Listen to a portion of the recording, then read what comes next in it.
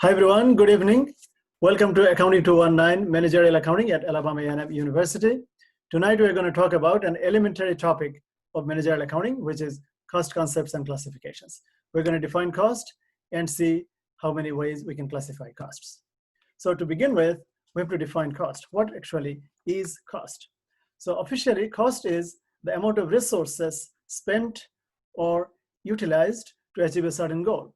So if you want to achieve a goal, like you want to go to college or say make this cup of tea, then there are certain costs, like there goes material, labor, overhead, and even the opportunity cost, like I could be doing something else while making tea. So there is a cost. There are a lot of resources that go into making tea. And if you say have a qualification, you want to be a CMA or a CPA, or you want to just be a graduate or want to finish high school. So there are certain resources that you have to deploy to achieve your goal. So cost is the total amount of resources foregone or spent to achieve a certain goal. That's how I would like to define cost. Now, whatever those resources are, usually they are material, labor, overhead, and there'll be some other things that would come into the total definition of cost. So some examples of costs here. One of them is, you can see, cost of goods. I have some classifications here. You can see cost of goods sold, cost of attendance, like cost of attending a college, switching cost, cost of hiring an employee, cost of independence, cost of treating a patient, cost of raising children, and even cost of breathing fresh air.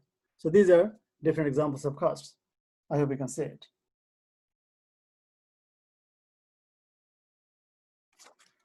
All right, so how can we classify costs? The unifying theme here is that different cost classifications for different purposes. So it's purpose-based classifications.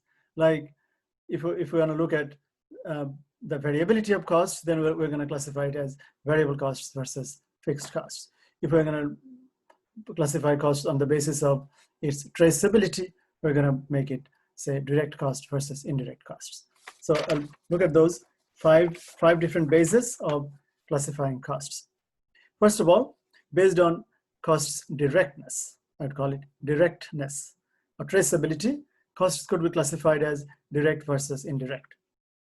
Costs that are directly traceable or directly assignable to a particular product or a particular unit or particular division, we're going to call them direct costs, versus costs that are not traceable, directly assignable to a particular unit or a particular product, they're going to be indirect costs. Second, based on cost elements, we're going to classify costs as direct materials, direct labor, overhead, or other manufacturing overhead, or non-manufacturing overhead. Then based on storability, whether costs or resources could be storable, could be stored, or how much of it could be stored in a particular unit or particular product, we call it product cost versus period costs. Then based on cost variability or cost behavior, we're going to classify costs as variable versus fixed and also semi-variable. So three types of classifications there. And finally, based on relevance to a particular decision, we're going to define and classify costs as relevant costs versus irrelevant costs. So the main theme is that cost classification is not like one size fits all. Cost classifications are purpose-based. You can classify costs in 5 different ways or in many different ways. And in every possible way, when you classify, it could overlap with something else. For example, direct material cost is a classification, but direct material could also be a variable cost, and it could also be a product cost. It could also be relevant. So do not mix them up. First, decide your purpose for which you want to classify cost. If the purpose is to check the variability or to examine the behavior of costs, then costs should be variable cost versus fixed costs. If it is based on relevance to a particular decision, like you want to go and watch a movie and what costs are relevant versus which ones are not, then we look at costs as relevant costs versus irrelevant costs. So cost classification is very tricky. There is no one classification that is universal. So we're going to use 5 different classifications. That's why we're going to say this there are different cost classifications for different purposes. So this is purposive or purpose-based classification. All right. So the 5 types of cost classifications that you're going to use in this chapter, this is, my discussions are based on actually chapter 1 of this great textbook. You can see Garrison, Noreen and Brewer, 17th edition, that is 17th 2021 edition. It's a great book. I am personally fond of this book because when I went to college and studied my first managerial accounting course at that time, we got introduced to 2 great books. One was by Charles T. Holmgren and the other one was Garrison's. So we used to like Garrison better. Anyway, so the 5 types of cost classifications that we're going to use tonight are here. You can see.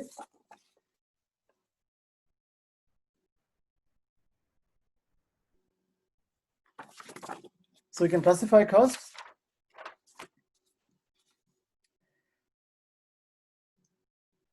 for assigning costs to particular objects, for manufacturing companies, for preparing financial statements, for predicting cost behavior, and for making decisions. So these are 5 types of cost classifications. All right. Now starting with the first one, assigning costs. So based on assignability, whether a cost could be assigned to a particular cost object. A cost object could be a product, could be a unit, could be a division, could be a plant, could be a region.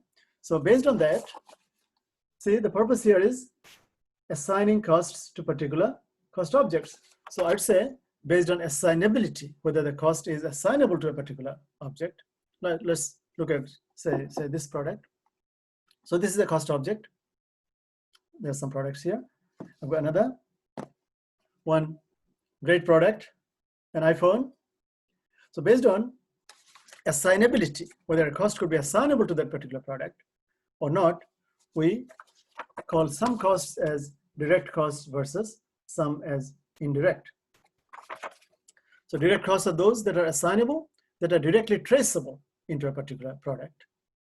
Directly traceable, directly linkable, directly assignable to a particular product or cost object. So, well, don't say product, let's say cost object.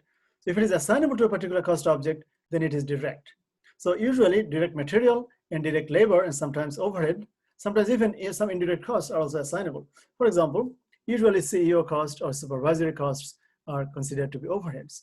But when you look at a particular region, then if we want to open, say, a new division in, say, South America or in Western Europe or in North Africa, then anything that is assignable to that particular region are all direct costs. They're all directly assignable or directly related to that particular cost object. And indirect costs are the ones that are not directly assignable, that are not directly traceable.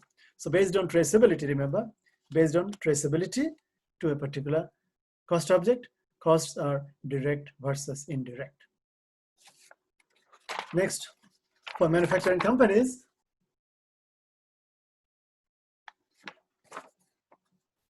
we classify costs as direct material, number 1, then direct labor, and third is manufacturing overhead.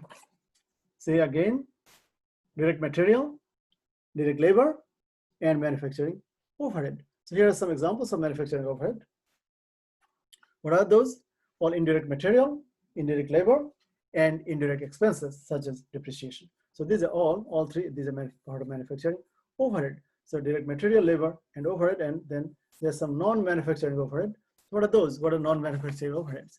The selling costs and distribution costs. So selling and distribution and general and administrative costs. So nowadays we don't call selling and distribution anymore. We say selling costs, and the general and admin is replaced by administrative costs. So let's just classify them as 2 types of non-manufacturing overhead, and they are selling overhead and administrative overhead.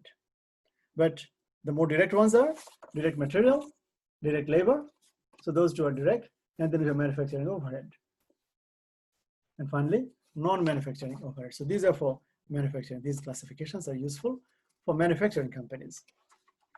Now, for preparation of financial statements, or what I call storability, based on storability, whether a particular cost or particular resource is storable in the finished goods.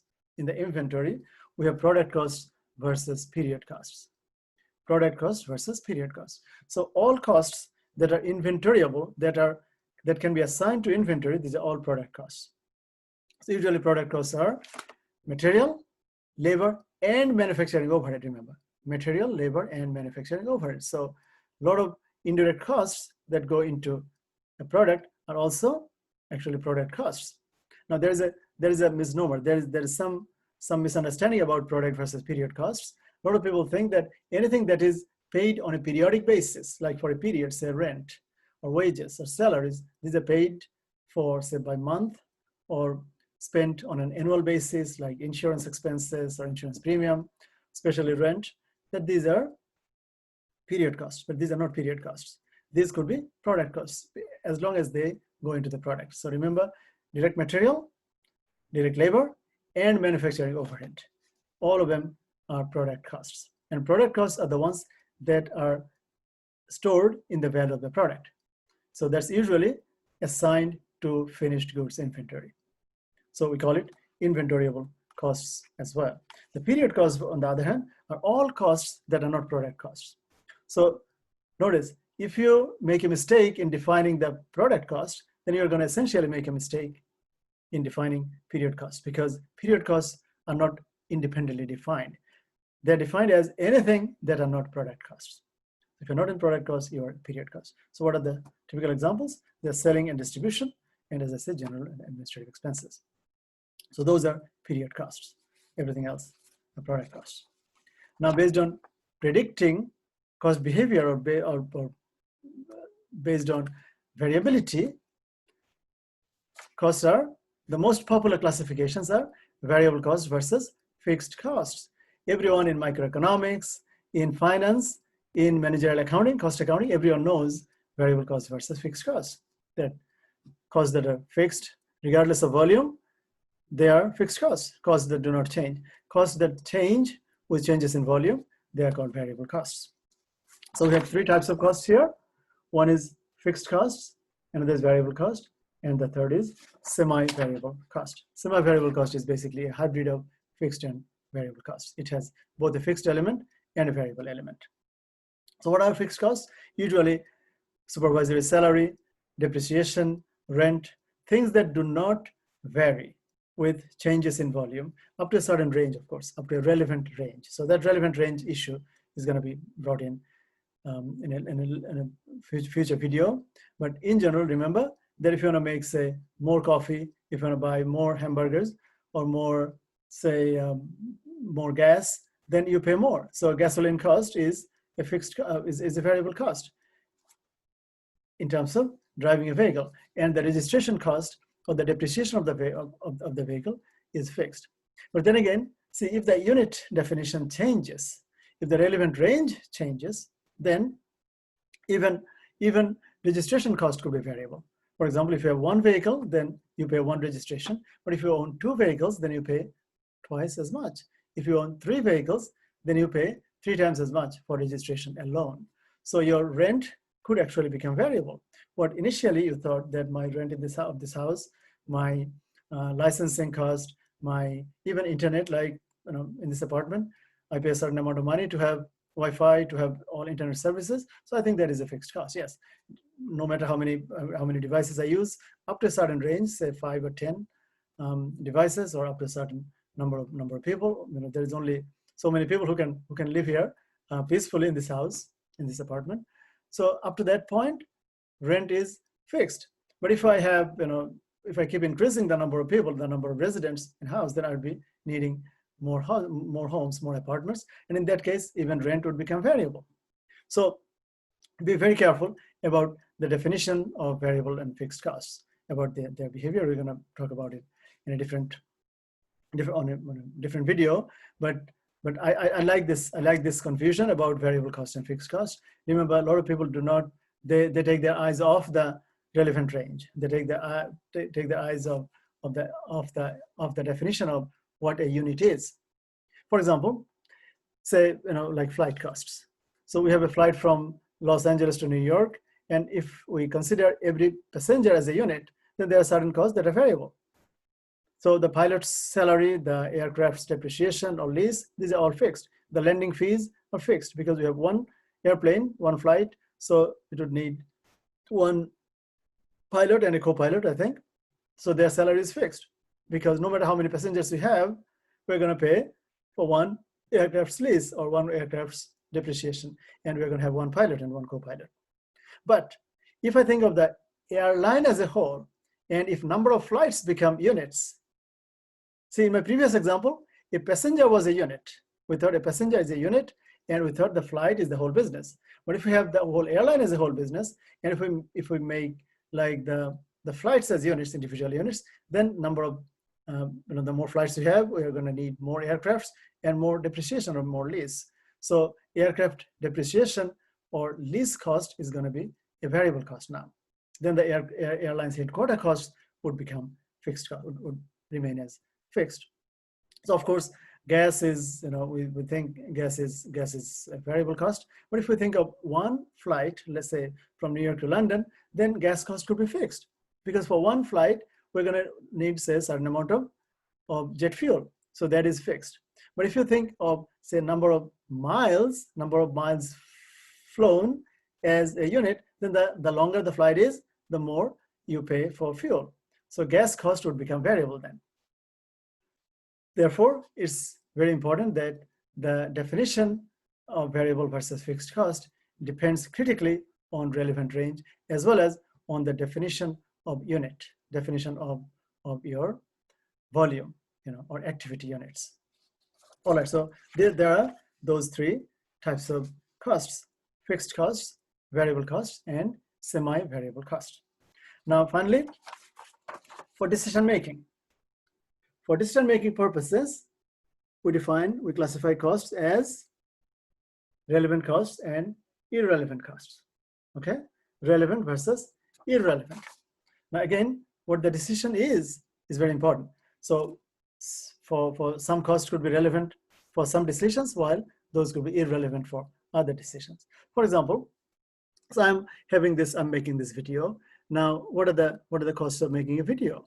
What costs are relevant? Of course, I have a desk here, I have my textbooks, I have my laptop. So all those costs are not relevant here. None of these are relevant because those are going to be here. Those are going to be necessary no matter whether I make the video or not, or no matter how many videos I make. I'm going to have just one laptop, and its cost is the same. Or say its monthly depreciation is the same. My books are going to remain there. My internet costs are, so almost nothing is relevant to making this video. Only maybe my cost of like having a shave, or cost of dressing up, or making an extra cup of tea, checking my volume, like my voice. Those are some of the relevant costs. Particularly an opportunity cost or any opportunity costs of making this video means anything else that I could be doing at this time. That is actually my relevant cost to make this video. But the cost of lighting, the cost of equipment, the cost of furniture, the cost of books, and the rent of this apartment, these are all irrelevant to making this video. Because if I switch it off and don't make the video, then none of those costs should be saved. So relevant costs are those that could be saved had you not done the job, had you not made the decision, or had you not implemented the decision. Those are relevant costs. Everything else is irrelevant. So usually fixed costs are irrelevant and variable costs are relevant.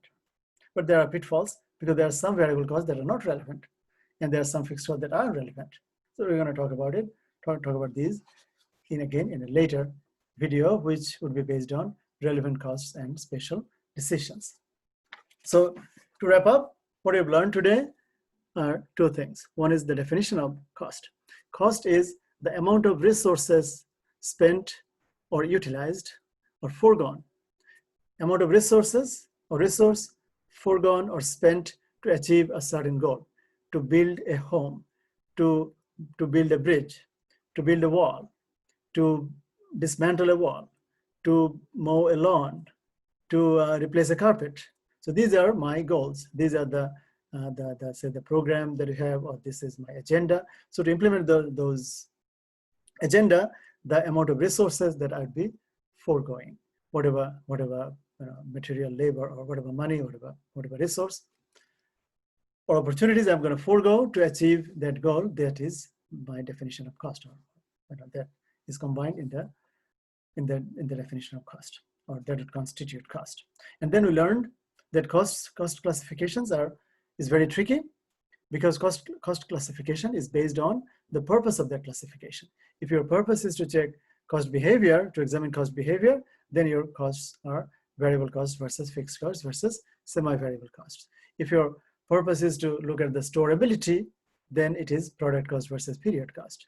If your and again, that is for preparation of financial statements. If your purpose is to understand or to check the traceability of costs, then this is direct cost versus indirect costs.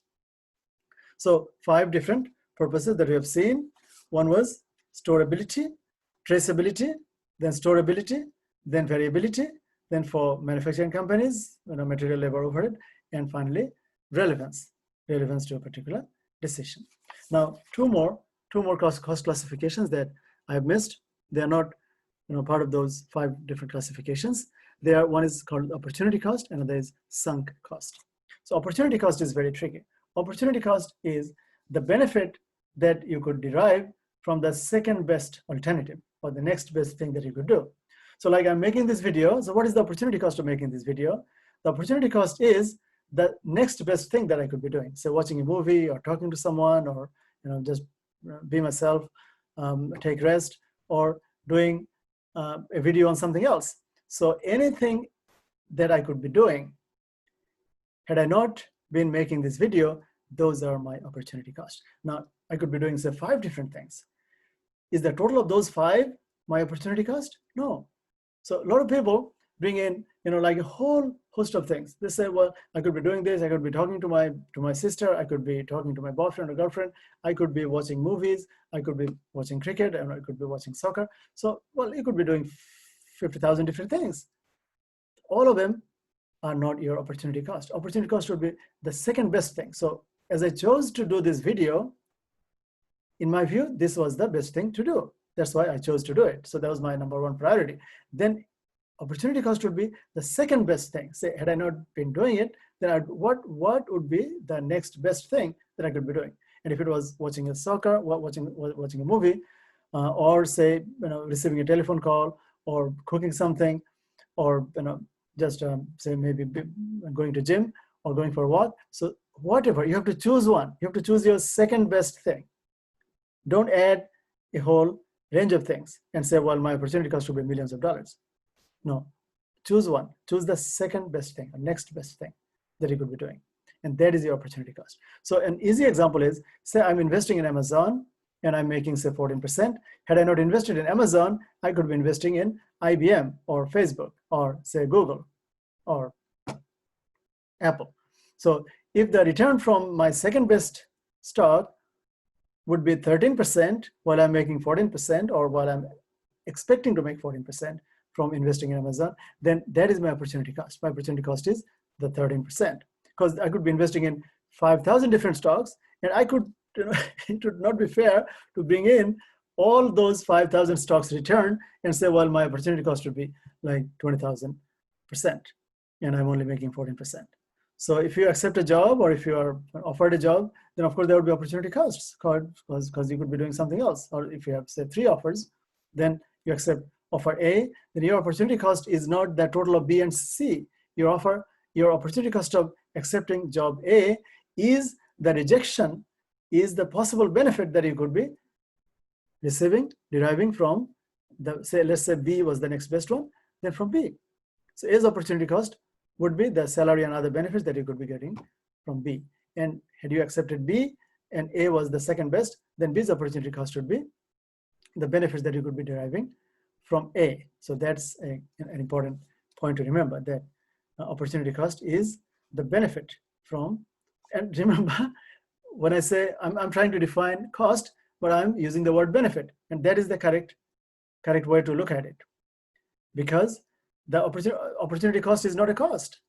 Opportunity cost is a cost of doing the best thing.